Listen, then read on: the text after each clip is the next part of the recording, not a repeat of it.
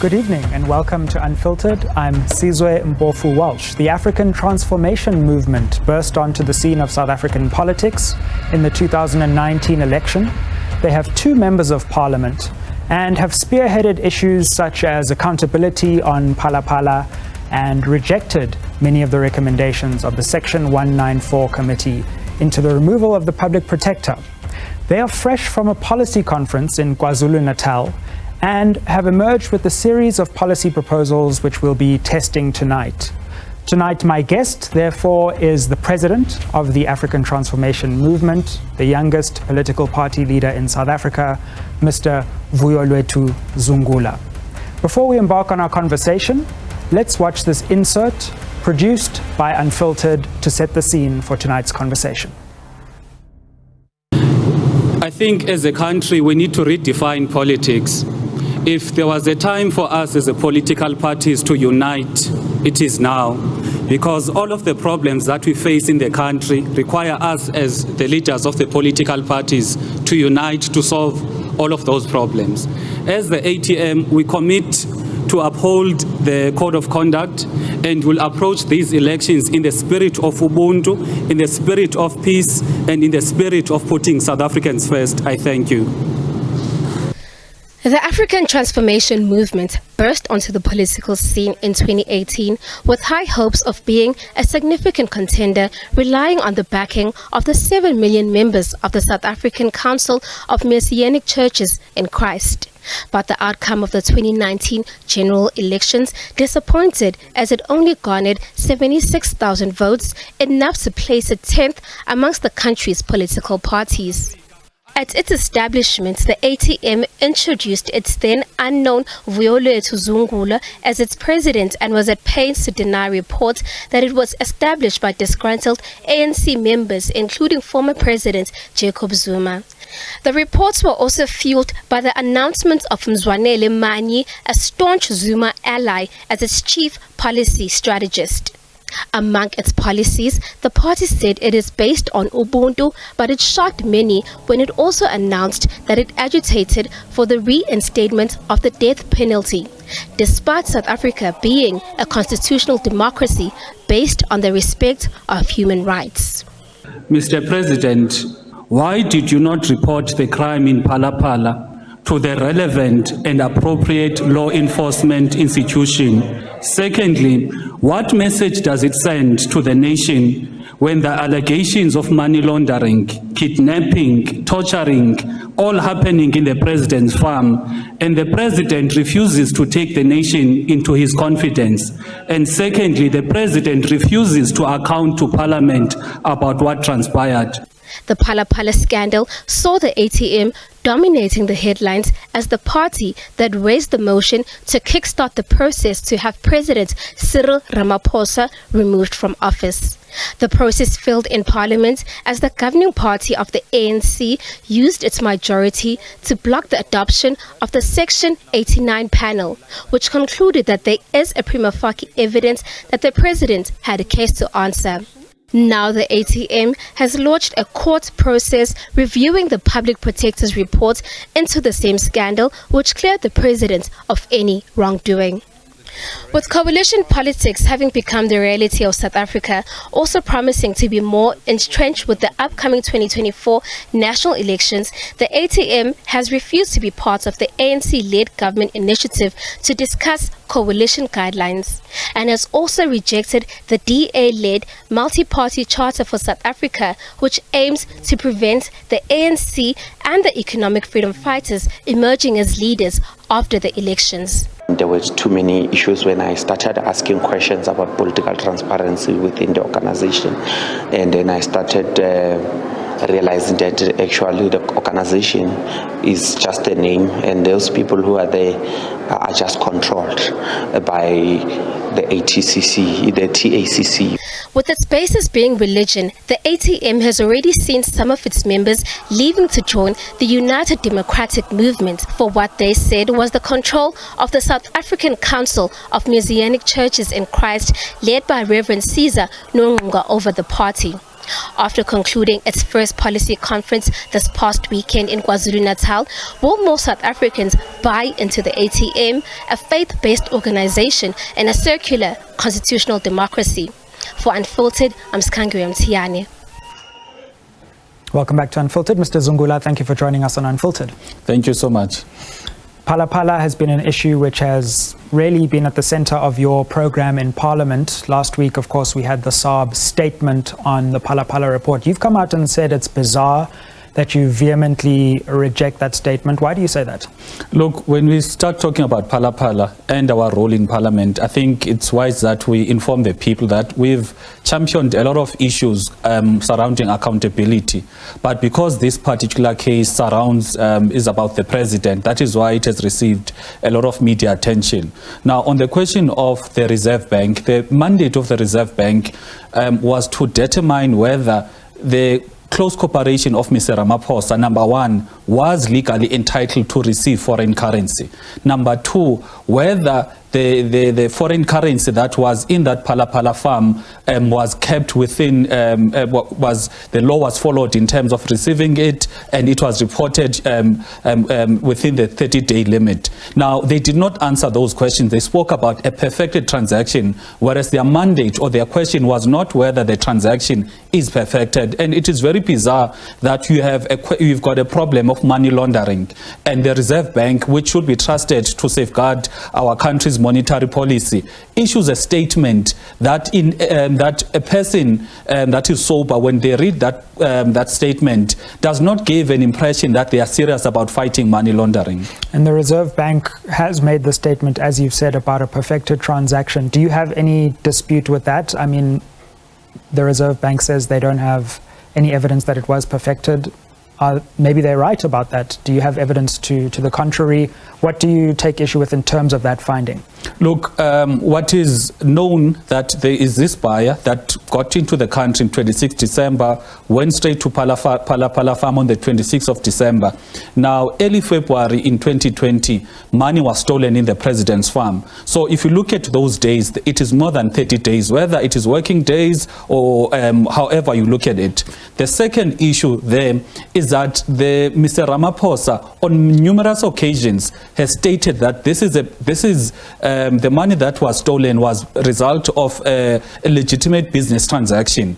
And when SARS is saying that that close cooperation is tax compliant, one would presume that it is because that money that was there was declared to SARS. Therefore, it cannot be that we've got two institutions. SARS on one side is not talking anything about an imperfect or a transaction that was not perfected. However, you've got now the Reserve Bank saying something that is contrary to SARS, whereas it is the same institutions ought to be interpreting the very same laws on the same transaction. So in our view as the ATM, that report is nothing but a whitewash to protect Mr. Ramaphosa from being held accountable. And it is something that we must not accept, because the presidents or political players, they come and go, but a country must be safeguarded by its institutions. An institution ought to work according to its mandate, not to bend their rules depending on who is the president and how much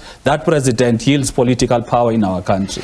Various parties have said they want to challenge this particular SARB statement. I believe the EFF has said that they want to take it on review. The UDM has called for a disclosure to the public. Do you support those moves, and will you be supporting them in court? We are in discussion as a party to support in court. We do support the issue of transparency, because we need to give confidence to the people that our institutions are doing what is required by the law, because this sets a dangerous precedent. Because if you talk about the question of money laundering, people will not abide by the law when they want to launder money. Therefore, you can't have a Reserve Bank as an institution that ought to be trusted when they increase the repo rates, that they are doing it in the best interest of the country. Now, issuing a report, when you see, has got nothing about the best interest of the country, on the question of transparency, on the question of fighting money laundering. So it is in that context, as the ATM, we feel that citizens must actually take also this fight up, because they must not rely only on political parties, because this is not a fight between the powers that be and political parties, because the citizens themselves are the ones that bear the brunt of these institutions when they go rogue. For example, there's a person from Thohoyandou who got arrested because they had more than 300,000 rands in cash. Now, how can you have such a case, whereas Mr. Ramaphosa has so much money, foreign currency, undeclared in his farm, but nothing happens? So we can't live Sizwe in a country whereby the rule of law is dependent on who is the perpetrator. We need to live in a country whereby there's equality before the law, because if there's no equality before the law, then most people are going to reject some of the court judgments. And when you got our law, our justice system not being respected and adhered to, then you are not going to have a functional state. I suppose the question of Phala Phala, as you say, has been central to your strategy in Parliament, and the Reserve Bank is the most recent, but it's not the only question in which you're involved, both in Parliament and in the courts. There's also the Public Protector's Report, which you have come out and said you will be challenging in the High Court. Where are we with that process, and do you have any clarity on when that attempt to review that report will be heard? We've submitted our founding affidavit from our side. We know that the lawyers of the Public Protector's Office have also reached out. We're still in the dark as to the timelines, but the issues that we have there with that particular report is that the Constitution is very clear regarding paid work. Now, the definition of paid work is a person that puts his mental effort in terms of devoting his time and his mental capabilities on making sure that a particular business does grow, does make profit. Now, the acting public protector deliberately misunderstands that provision and says a person needs to be physically somewhere. And it is something that is nonsensical, because we live in a time of COVID. A person can stay at Johannesburg but work for a company that is in Cape Town. So that is the first issue. The second issue is that the acting public protector speaks about financial interest to say the president has got financial interest, just like a person who has got shares in a company. But a person that has got shares in a company does not take part in operational decisions, whereas there's evidence that Mr. Ramaphosa took part in operational decisions, even decisions pertaining to that particular transaction, even decisions as to operational decisions as to what must happen since that money was stolen. It's unlike a person that is a shareholder, does not know any of the operational decisions. They only take part at a board level. So that is what we have issues with when it comes to the acting public protector's report. And also the other issue that people do not want to talk about is the fact that Advocate Gcaleka had incentives of protecting Mr. Ramaphosa. The incentive there is that it is Mr. Ramaphosa's party, which is the ANC, that has got the majority to appoint her as public protector. Hence today, that ANC in Parliament, in that committee, has actually nominated her, meaning it was a case whereby I scratch your back, you scratch mine, in the sense that Mr. Ramaphosa, now that he's left off the hook, has influenced his party, that the person that protected him gets to be appointed as a public protector. I mean, I hear all of that, and I think the ATM has certainly put up a spirited fight. But on the other hand, so far, I mean, we're a year into this scandal saga that broke in June of last year, and we don't seem to be any closer to accountability. Do you think the ATM has failed in its efforts to hold the president accountable, energetic as you have been? Look, we've not failed. The fact that you're going to have members of parliament from the ANC voting against a report that is saying there's a case to answer. And that report, by the way, there's no one that has reviewed it, meaning its contents. There's no one that actually sees anything wrong with those contents and the recommendations of those reports. The fact that, for example, the Reserve Bank and the acting public protector's reports are being challenged, it means parties are speaking in the same voice and saying that there must be accountability. So if you were to look at the two natures of the reports, the ones that says Mr. Ramaphosa has got a case to answer. That report still stands and no one has challenged it. The ones that exonerate Mr. Ramaphosa, all of those reports are up for legal scrutiny, and we are not going to rest up until this matter is pursued, because in our quest for accountability, it is because we know that through accountability we get justice. And once we live in a just society, then we are going to live in peace. But if we do not live in a just society, then people are going to rise against the state, and that is something we don't want. What about the question of the public protector? We know that the Section 194 process has issued a report. A group of opposition parties have issued a statement saying that they reject that report. It's always good to have a member of parliament who understands the processes here. In terms of timelines, are you aware that the programming committee has set a date for that National Assembly discussion on the report of this ad hoc committee? The programming committee should be sitting this week. Parliament only recently opened today, so it should be part of the agenda maybe this week or the next week. But it is something that if you just read the mood of the ANC, one gets the feeling that the ANC basically wants to send a strong message that if you as a person in our country, as a state official, do what it is required by the Constitution and you hold ANC leaders accountable, this is how the ANC is going to respond to you. They are going to go as far as wanting to take away your pension, because they want to have a state whereby people must always rule in the best interest of the ANC. So that is something that we don't agree with as the ATM. So we're going to continue defending Advocate Mkhwebane, because the records are very clear regarding her work, regarding the amount of cases she's taken over, the amount of cases she's won, and the fact that it is not a new thing that people lose cases in court when it comes to the office of the public protector. The previous public protector lost cases.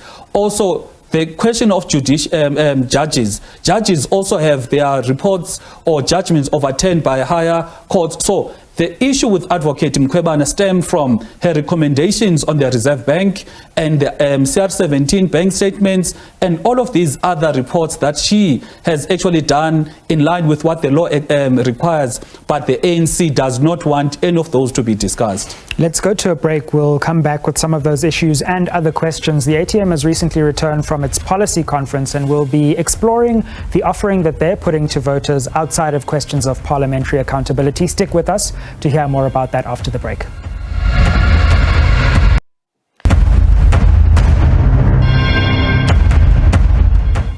Welcome back to Unfiltered. We're in conversation with the President of the African Transformation Movement, Mr. Vuyolwethu Zungula. Mr. Zungula, you've recently come back from your policy conference in KZN. One of the distinguishing features of the ATM is the extent to which you're calling for a greater involvement of religion in South African politics and the South African state. Why do you think that that is a wise move, given our secular constitution? Look, the reality is that if you talk about spirituality informs your morality, your character as a person. Now, that is why you find that in a country whereby you've got politicians, the past 30 years or so has shown how once you've got politicians or leaders that are not founded on a higher power, a divine power, those leaders are most likely not to have the certain values that are needed to lead society, values such as Ubuntu.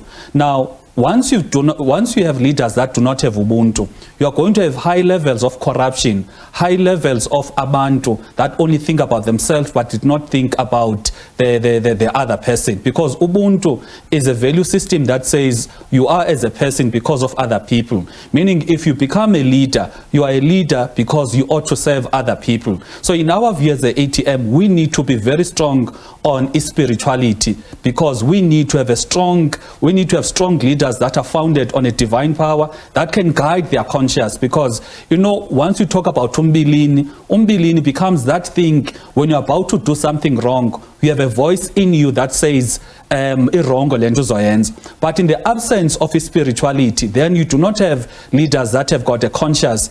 Leaders that do not have a conscience are leaders that will lead the nation astray, leaders that will be corrupt, leaders that will not act in the best interests of the people. And this is what we see currently in our country. I think that's all well and good, and many people would agree with that. But to what extent then does the actual act of introducing further aspects of religion into the state play out? To what extent are you proposing for more deep-seated changes to our constitution or our policy landscape to actually explicitly include religion? Look, I would like to use the word spirituality instead of religion. Now, spirituality, in our view, is is the programs or the act of building one's character. Because once you talk about spirituality, you're talking about the value systems. If, for example, you go to our schools, particularly the ones in the townships and the villages, you find that there was biblical studies that were there because they were set out to build the character of the children in the particular schooling system. Now, what the government did was to withdraw that program that was there to build a character, but did not introduce anything. Therefore, when you see the high levels of crime, the high levels of intolerance, the high levels of moral degeneration amongst our young people, we need to ask ourselves, what are we practically doing as a country to grow and nurture good morals and a good character in our society? And you recall that in 2021 there was the unrest in KZN and some parts of Gauteng. You know what the government did? They actually asked religious leaders to actually go to people and so that people do not go out to loot and etc. Which clearly shows that the government does see the value of our spiritual leaders, because without spiritual leaders, then you are going to have more criminals, you are going to have more people that are not going to abide by the law. But once you've got more people, spiritual leaders, that are educating people as to how to coexist, how to behave well in a society, how to respect some of the laws, how to even respect the government, then you are going to have a much more safer and just society, because the people are going to be able to coexist. You are not going to have these high levels of crime. So for us as the ATM, we view that critically the most important thing that ought to be done is to build the character of our nation so that we have an identity, and for that to happen we need to be based on spirituality, African spirituality to be more precise. So it's well known that the South African Council of Messianic Churches is connected to the ATM, and you emerge in some ways from that grouping. My question therefore then is, to what extent is this about spirituality, and to what extent do you think that Christianity should be at the center of South African public life more? And if that is the case, what about the religious diversity of a country like South Africa? Look, I've been very clear to say our view is spirituality, because spirituality covers every faith that is there, regardless whether it is Christianity, African spirituality, or any other faith that a person subscribes to. Because spirituality focuses on the value system that build the character, that build the morals of a person. So that is why we are not saying that we need to subscribe to a particular faith. We are saying that we need to have a certain value system, a value system that is unanimous, in the sense that if you can go to Amagqirha, they will tell you the importance of Ubuntu, and they will agree with the value system of Ubuntu. If you go to Christians, when you talk about peace, they'll also agree with you. So in other words, we need to have the spirituality as a core, because it accommodates everyone. Most importantly, it brings everyone together, unlike our different faiths whereby we could just fight or disagree on the different faiths. So we're saying that let's not be confined to the different groupings. Rather, let's be founded on the spirituality element as it brings everyone together. One of the byproducts of that view in your policies so far, of course the policy conference will still emerge with its full policy contents, is that you've been a supporter of capital punishment, the death penalty as some call it. Does that spring from this spiritual foundation that you're speaking of? And of course there have been many opponents of that for a long time in South Africa. What do you say to those opponents of that punishment and its long history of misuse in South Africa? Look, before even the colonizers came to our country, we used to be led by Amakhosi. Now, Amakhosi had a certain system whereby they used to punish abantu. Either a person would be banished from a village or a person would be fined from a village. However, there was a question of a death penalty or the capital punishment system for people that refuse to be rehabilitated, people who continuously show that they will not accept coexisting with other people, people who are a permanent danger to other people. So those people were given the death penalty because they had long proven that they do not want to coexist with other people. Now, if you look at the facts now in terms of our country, you've got a problem whereby you've got repeat offenders, people that when they're even inside jail, they'll also kill the wardens inside, they'll also kill other prisoners inside, meaning the mere existence of these people is a danger to other people. Therefore, to send a strong message that we are not going to tolerate and baby abantu that clearly do not want other people to coexist, then there needs to be such a harsh punishment, because we can't live in a country whereby taking someone's life even for a mere 20 rands or a cell phone is a norm. We need to send a strong message to say, if you are going to take someone's life, you must know that you yourself have violated the right of life to another person. So why should you be protected by the right of life as per the Constitution? Isn't the problem in South Africa that we have a broken criminal justice system rather than the absence of harsh punishment? Because no matter how harsh the punishment, if those perpetrating crime believe they won't get caught, believe once they get into the system that they can corrupt the system, then it doesn't matter how harsh we make the punishments. The system itself is not deterring people because they don't believe that they will be caught in the net of that system. Shouldn't we focus our attention on building a criminal justice system rather than just making the punishments harsher? The punishments are already very harsh. Look, in our view, we're not saying that only the death penalty. We are proposing a lot of things, including, for example, the issue of police visibility, the issue of increasing using the police reservists so that you do have maximum police visibility, and the proper training of police officials so that they do not have cases whereby they can't even take statements, even training the citizens as to how to take statements so that you don't have a case whereby when cases are before the courts, a criminal is left off the hook because a statement was not properly taken, or the crime scene was contaminated.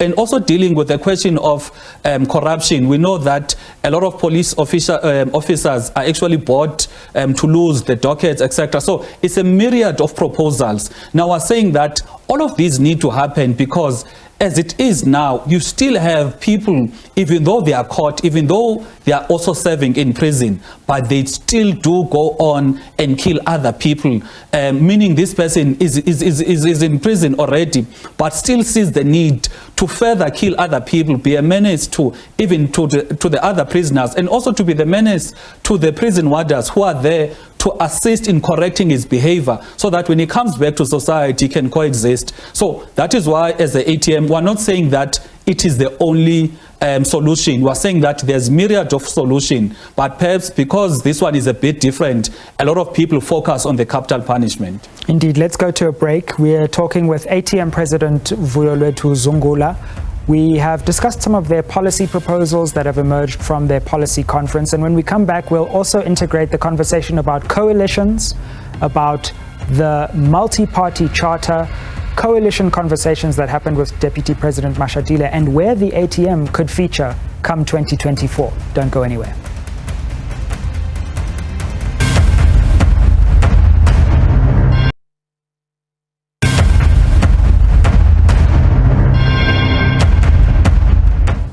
Welcome back to Unfiltered. This evening I'm in conversation with South Africa's youngest political party leader, Vuyolwethu Zungula, who's the president of the African Transformation Movement. Mr. Zungula, of course, coalitions are the talk of the town in South African politics. You originally attended the gathering that was convened by Deputy President Mashatile to talk about coalitions, later had criticisms. What were your criticisms of that process, and why did you join only to leave the process later? Look, we'll always open our ears and be part of engagements that seek to take the country forward. However, what we can never be part of as an ATM is being part of a process that seemingly seems as if there's going to be discussions, whereas there's already outcomes, there's already decisions that are taken. For example, one of the first issues that we picked up there is that the proposals to change the constitution by the DA and the ANC, there's already a proposed bill by the Ministry of Culture to actually put those into effect. And what is worrying there is that they are so eager to put a bill through before the term ends of Parliament, so that the ANC gets to retain power even next year. Now you ask yourself a question, why are they fighting so hard that they must remain in power? Because we don't see any kind of political will on the issues relating to the interests of the people, the questions of the question of the land expropriation without compensation, the question of the unemployment, the crime, etc. The appetite of the ANC even to push bills through, even in this short period of time, is only to make sure the ANC retains power. So we don't agree with that. Also, even the participants that were there, what was funny was that there are parties that have never contested a single election. They've got no representation whatsoever in our country, but they were there. And parties that have got significant footing across the municipalities in our country were not invited. Now the question would be, why would you exclude parties that are already part of coalitions one way or the other, and include parties that have got no support because they've never been tested via elections? So it is those things as the ATM we felt that we can't be part of a process that already has got outcomes, particularly because even the so-called academics that were there, they were there trying to manage and massage the participants' minds over a part that discussion must go towards a particular discussion, whereas it should have been an inclusive process, whereas the ANC and the DA were excluding people in the process. What was the particular direction that you thought the conversation was being moved towards, and what did you think needed to change about that conversation? Look, you can't have a case whereby you are going to force you want to change the constitution to say a party with the highest number of votes, even if it does not have 50%, must be the one that leads a coalition. Our constitution is very clear that we are going to have 400 members of parliament. Now, you can't have a party that, for example, has got 100 seats, or maybe let's say has got 150 seats, and you are going to say because they've got 150, they automatically must lead the other 250, because that, in our view, was a violation. In fact, that proposed amendment to our constitution is actually against the spirit of the constitution. And also they wanted to increase the threshold of political parties being represented in parliament and in the coalition discussions. In other words, the multi-party democracy system that we have, they're trying to eliminate the so-called smaller parties because they want to introduce threshold, and you can't be a player and a referee at the same time, because they are players because they are contesting elections. At the same time, they want to be referees whereby they adjudicate on the type of political parties that need to be part of either the legislatures or part of coalitions. You know, one of the most interesting moments in South African history may dawn on us in 2024, where for the first time, really the members of parliament, not necessarily political parties, although they'll have an influence, will choose who the next president will be. Of course, if the ANC has a majority, then they will vote for their candidate. But we could get to a situation where no matter what the parties say, the parliamentarians will have to choose who the next president is. Having served in parliament for the last 5 years, what do you think should inform that process of deciding the leader of South Africa? And what do you think you can teach us about that process that maybe we don't understand or know for 2024? I think what is most important is that we need leaders that are not in the pockets of anyone, because there's a couple of times we've debated in parliament, and during the course of the debate, the members would heckle, they would howl, etc. But when you meet them in the corridors, they will encourage you and say that you're on the right track. And when we ask them, but you were heckling me inside, and they will tell you, our bosses give us the line as to what to do. So the reality is that our politics are captured. If you look at the party funding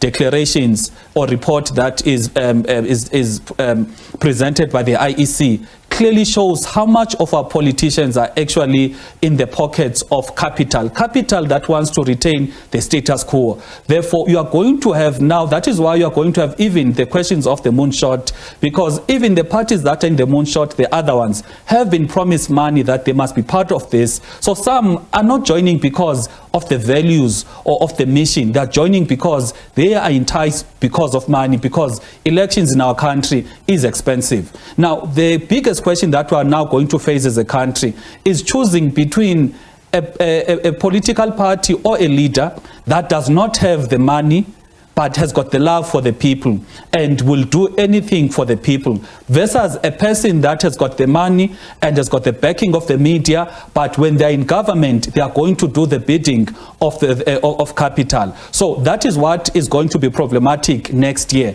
in our view.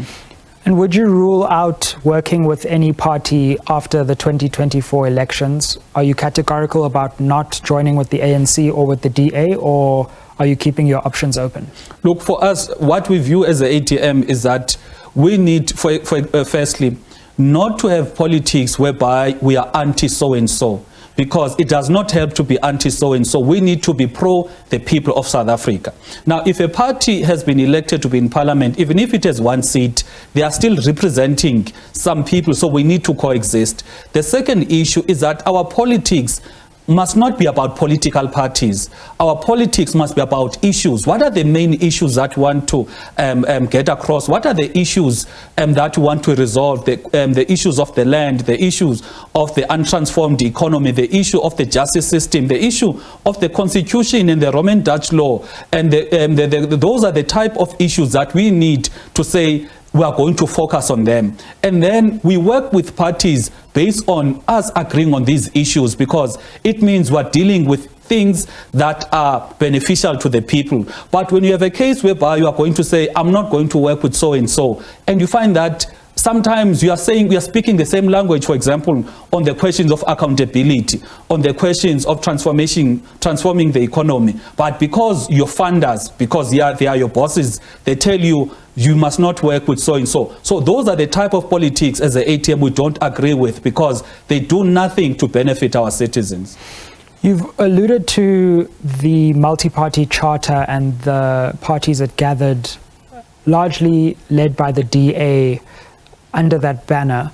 What do you make of that? Because in some ways that looks like opposition parties trying to unite under issues, but you've also taken issue with that grouping. What are your challenges to that grouping, and why weren't you involved in the multi-party charter? You know, in this current term of parliament, we had many engagements as opposition parties regarding the state of affairs in our country. Starting from the time of COVID, we've always had 1 or 2 meetings in a year. Now, what came up very strongly in those meetings was that our engagements as the opposition parties, and all 13 for that matter in parliament, was to say we need to have conversations that are not anti-ANC, but are pro the people of South Africa, because there could be people of South Africa who are voters of the ANC, even members of the ANC, but who agree on the issues that we are talking about. So we need to have engagements that are pro the people rather than engagements that are anti-so-and-so. Then EDA, Yapapa, it went on, collected parties that agree with it, and the DA said they do not want, for example, the EFF, and they say they do not want the ANC. Kodwa, when it comes to how they are working with the ANC.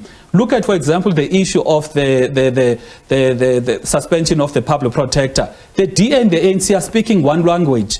Even people do not know that the DA has openly said that they will work with the ANC post-2024 as long as Mr. Ramaphosa is president. Now, the DA is trying to mislead parties, is trying to mislead society as if it is genuine, whereas it has openly said it will work with Mr. Ramaphosa. So in our view, that moonshot has got nothing to do with the interest of South Africans, because if it had anything concerned about the interests of South Africans, it would not have excluded certain parties. It would have said, come, let's discuss issues first. And from there, parties who do not agree on the issues would naturally fall away. But a case whereby a party is saying, we do not want 1, 2, 3, then it is very clear it has got no interest for our citizens. We're about to go to a break, but before we do that, what do you think are the chances in 2024 of South Africa having a president from a smaller party like we've seen in other municipalities? You've come out against the biggest party necessarily becoming the president. Do you think we could see a shock scenario where, in fact, parliamentarians come together and choose the person they respect most, no matter what party they come from? When that happens, it would mean South Africa is on the right direction, because it means the members of parliament would actually put the interests of the country first, instead of wanting, to put the interests of the different parties. And also what that would do, it would also increase accountability, because currently the ruling party controls parliament, which is the institution which is supposedly supposed to hold the executive accountable. But because those two are intertwined, that is why you can't see real accountability. The ruling party in parliament will always protect the executive from the ruling party. So in our view as the ATM, we are most likely to see shock next year, and people must be ready for 2024. Let's go to a break and we'll come back with some more detail on what that shock could entail. We'll also take some of your comments on this interview. Don't go anywhere. We close off the show with our final segment after the break.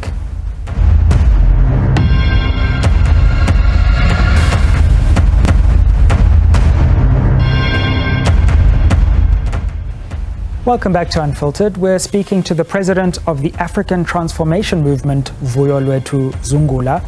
Before we return to our conversation, let's have a look at what you've been saying on social media and put some of your questions to our guest. So Lerato says, who is funding the ATM? Let's go to the next comment. Arthur says, how would ATM correct the non-recognition of kingdoms and chiefdoms that were never given their birthright, even after 1994? And let's take one more of your comments.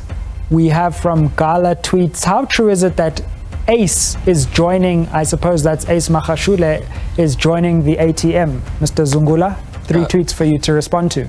Okay, we don't know anything about Mr. Magashule joining the ATM. So you can rule that out for us here? Yeah, we don't know anything about that. The first one, the ATM is funded by its members. The second question, as the ATM, we view Amakosi and the royal leadership as important part of our country, and would want obviously to do a proper commission of inquiry and not have a relationship with Amakosi that you want Amakosi to be under political parties, because it should be political parties that receive the guidance from Amakosi. So the funding question, is that the only funding source from the membership of ATM? Is it via membership fees? Any other commercial funding? Is that the only source of funding of the ATM? It's membership fees, it's donations, it's the money from the IEC, money from Parliament. If you were to read even that IEC financial report, you would see that we do not received anything that is worth declaring as the ATM, because bulk of our money comes from our members. You have done academic study based on your experience in Parliament, which I find interesting. What have you learned about the weaknesses of Parliament or the strengths of Parliament as an oversight institution? And if we were to overhaul that institution and we had a magic wand, what do you think we can do better to create an institution that truly holds the executive accountable? One would be, you need members of Parliament that are capacitated. The problem now with Parliament is that it assumes that members of Parliament are capacitated based on them being part of the list of political parties. Whereas if you go to Parliament, some members can't read, can't write, but they're expected to read reports of departments. The others do not know the intricacies of their respective portfolio committees that are part of. So the first thing that perhaps would need to be done is compulsory capacity building of members of Parliament so that they are capable of holding the executive accountable. The other question would be funding Parliament, because once Parliament is underfunded, then it is incapacitated in terms of playing an effective oversight role. There are times whereby portfolio committees want to do oversight visits across the country, but they can't because they do not have the necessary, because of budget limitations. The other question is the question of the voting method. We know that the open ballot voting system actually protects, in fact, it encourages members to be intimidated, because once members are going to vote with their true conscience, which is via method of a secret ballot, then some of the things as enzekayo that are wrong, they are most likely not going to happen. But once you are saying these members must be voting openly, then it means members, because they fear to be removed from Parliament, they need to top at the party line. And the party line, most of the time, like the ruling party has shown, is not necessarily in the best interest of oversight and accountability. What's it been like being the youngest political party leader in South Africa? Do you feel that there's ageism involved in being young in the political space because we're so used to having older voices dominate that landscape? Not at all. I interact and engage well with all members of Parliament, all leaders. We do not have, I've never felt that I'm undermined or taken lightly because of my age, because also I did not want to use my age as a factor. I wanted to focus on the issues that we're raising, because most of the time we want people to be respected because of their age, whereas babethetha into engekhoyo. So in my view, we need to focus on the issues. Once you focus on the issues and you're very articulate on the issues, people are going to respect you whether umncinga ngakanani na. Yet we still do have this problem of a very aged cabinet. There are lots of young people in politics, but the higher you go, it seems the older people become. To what extent do you think that that's an inherent challenge in our political landscape?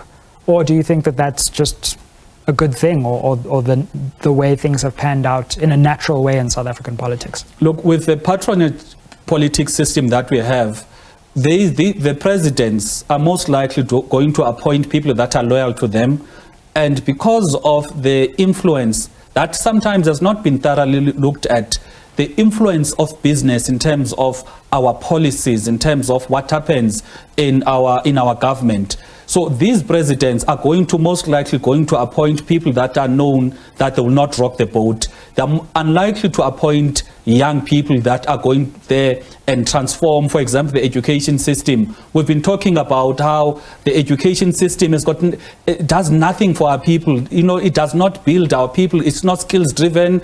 But look at how Umamu Enji will always be kept there, because it makes sense for whoever that is president that we have got certain people that are going to maintain the status quo, not only in the education, but in almost all of the departments. So what needs to change next year is that we need to have people that have got solutions, and people that are bold, that are willing, for example, to even die for the country, not abantu that are going to be in politics for themselves or in cabinet to just enjoy their salary, but do nothing to transform those particular departments for the benefit of our citizens.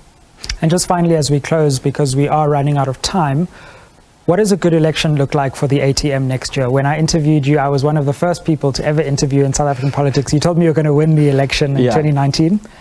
What do you think a good one looks like in 2024? We are also in it to win it. We're not contesting to have a couple of seats. We're contesting because we believe our manifesto speaks to the issues that abantu want to be solved in our country. And we believe that with an educated voter population, they are most likely going to vote right. It is deliberate that black people, particularly in the townships, are discouraged from voting. It is deliberate that even the quality of education makes abantu not to be keen on being part of politics. So we want to change all of that so that we've got citizens that are active in their own governance as the ATM. Mr. Zungula, thank you so much for joining us on Unfiltered. Thank you so much. And thank you very much for joining us once more on Unfiltered. The ATM has risen to prominence, championing questions of presidential accountability, but it's also come back from its policy conference. Do its policy offerings chime and harmonize with the South African voter and the South African conscience? And will the ATM be a crucial player next year as a national coalition is potentially formed? Some of these questions we've put to our guest and answered. Let's continue this conversation at Unfiltered SABC on social media. Thank you for joining us for another episode of Unfiltered News, Unfiltered Views, and Unfiltered Conversations.